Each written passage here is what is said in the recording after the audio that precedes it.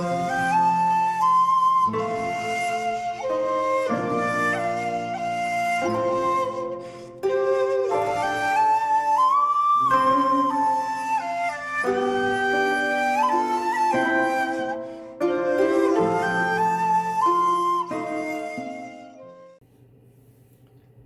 there, this is Solitary Ronin from Solitary Ronin Films, and welcome to another episode of Double Take.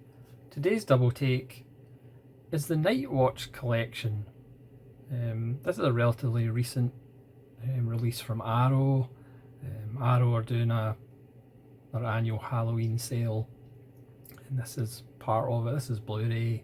I don't believe they ever did a 4K. But you get the 1994 film and the 2023 surprise sequel. Somewhat of a gap between the sequels. These two films are directed by Ole Borndahl.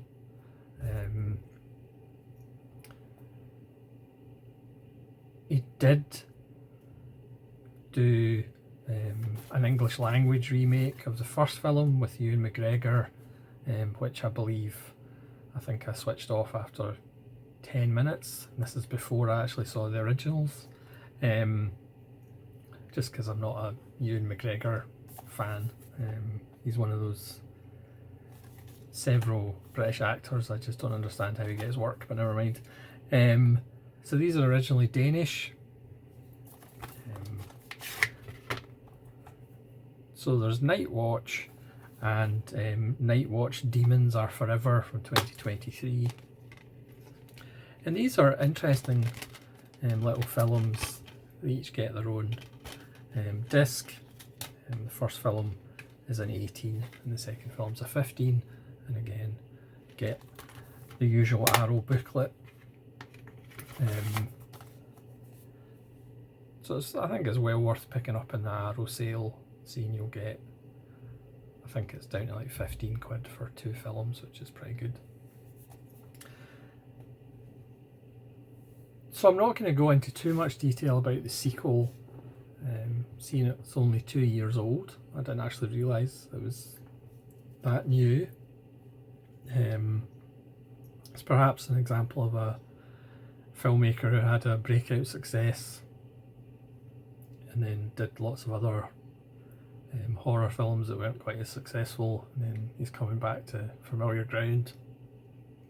But the sequel's less a kind of horror film and more a beautiful kind of meditation on grief and loss and revenge and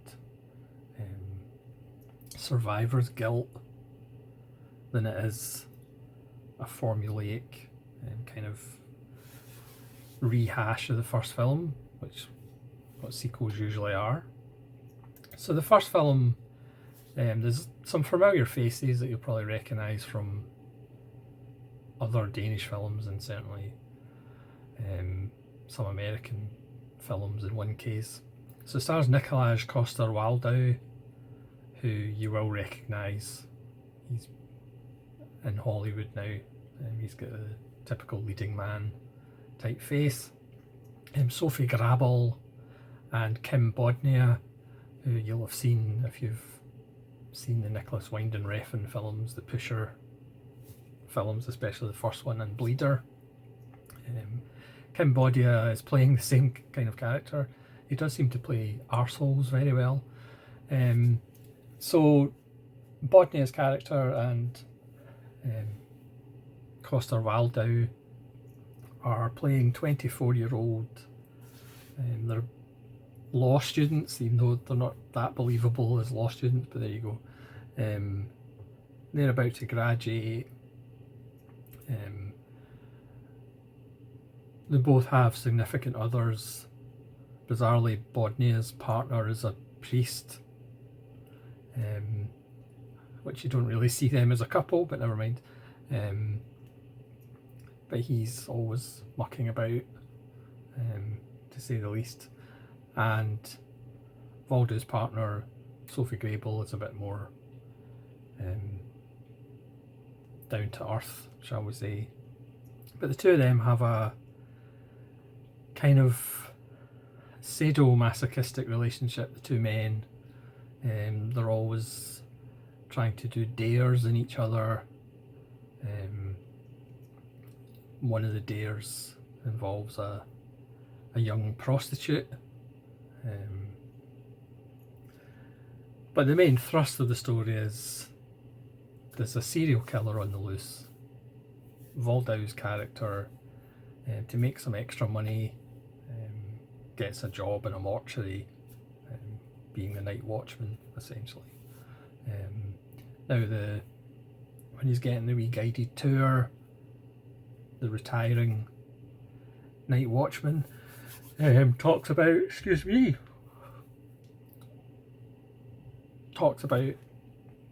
a previous employee who was a little bit familiar with the corpses, and strangely enough got fired, and it was all hushed up.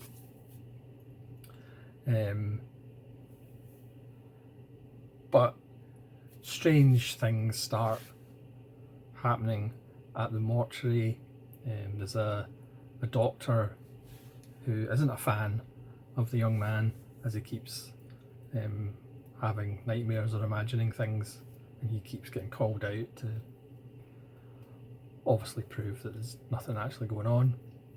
There's also a detective who's dealing with the current spate of killings. Meanwhile, this kind of bet involving the prostitute would learn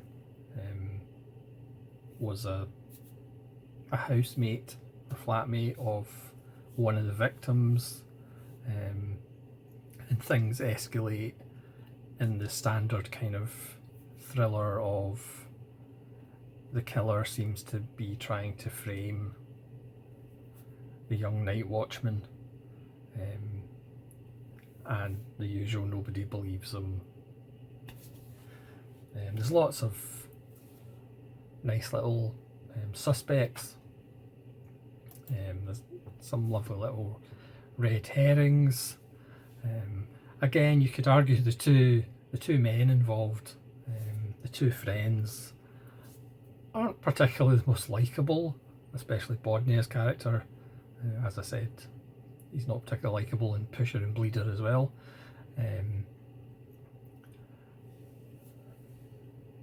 But it's very well done. Again, I switched off the remake after 10 minutes because Ewan McGregor was just annoying me.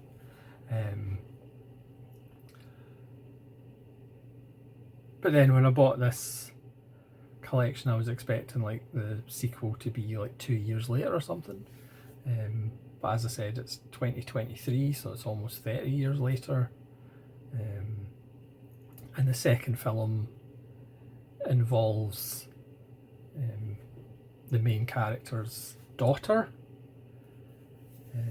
who is a medical student this time as opposed to law, and to find out what happened to her father and mother, she decides to get a job, pretty much the same job. Again, I'm not going to go into what happened in the first film. Needless to say, there's a few characters from the first film who appear in the second film too. It starts off with an interrogation of a young man who doesn't seem to be all quite with it, and he's committed a crime, and then this opens up the old wounds of the daughter, and certain things come to light, and she gets involved in trying to find out exactly what happened. In the first film, because the father hasn't been forthcoming about the information about what actually happened over the years, which is perfectly fair. But again, I'm not going to go into detail about the second film, even though what I will say, the second film was surprisingly good, and it's kind of an example of how to do a sequel well. So it obviously has characters from the first film, it has certain repeated beats from the first film, also the daughter doing the same job as the father did when all this monstrosity happened. But again, as I said, it's actually more a meditation, a character piece on what happens to victims' families, what happens to perpetrators' families, survivors' guilt, how not talking about things can obviously lead to problems down the road, almost as much as everybody knowing everything. And I just thought it was handled quite beautifully. It's actually quite moving at times. And even Kim Bodnia's character has a bit more of a emotional kind of arc over the two films. Yeah, it was surprisingly, it's still thrilling, it's still, keeps you guessing, but it's actually not about, a straightforward serial killer horror film. It is more about the ripple effects of the acts in the first film. So you can kind of see, I don't know, obviously it's a bit early considering it's only 2 years old. You can kind of see why the second film probably won't be remade, because it's not what you probably think if you watch the first film and think, oh, there's a sequel. Because yes, there's still some scares in there is some violence in there, but that's not really what the second film's about. It is actually one of the better films about survivor guilt, about the sins of the father, in the sense of perpetrator and victim. And it's actually a lot more intelligent and thought-provoking than you might think a film of this nature would be. So these are two fascinating little films. I would say stick with the first one. Yes, the two male leads, they're not the most likeable characters, especially Kim Bodnia's character. He is a bit of an arsehole. But again, it's a perfect example of a nice little idea. Again, not huge budgeted films, but they really work. And of course they worked so well that Ole Bernadal went and did, I believe, it's pretty much a shot-for-shot remake with Ewan McGregor. But so far there hasn't been an English language remake of the sequel. But as I said, the sequel's only 2023, which again surprised me when I realised that. I was expecting it to be like 1998 or something. But yeah, the Nightwatch collection, well worth a wiggle.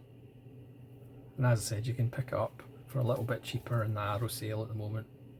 Region B, but each film gets their own disc, and there's actually quite a few nice little special features. You get a commentary by the director on the first film. You get a new interview with the DP, and you get an appreciation by Nordic noir specialist Barry Forshaw. You get a trailer of the first one, and the second one is how the Nightwatch films explore the horrors of adulthood, a brand new video essay by film critic Heather Wixon. And you get A Life and Death on Mars, Public and Private Life in Nightwatch, which is an essay by the always wonderful Alexandra Heller Nicholas. And you get the trailer, so a really good release. Again, you can pick up a bit cheaper from Arrow in their sale, or HMV or Amazon, as they tend to do. When Arrow's got a sale, HMV and Amazon will put the same sale price as well. Yeah, really surprising. I was expecting these to be kind of standard fare, but they actually were a lot better than I thought they would be. And especially the second one is a lot more thoughtful than sequels normally are. So thanks so much for watching. Please let me know if you've seen the Nightwatch films, or even the Ewan McGregor remake by the same director. He went that sleazy route. And hopefully you'll join me again for more random reviews. This is Solitary Ronin from Solitary Ronin Films, saying farewell.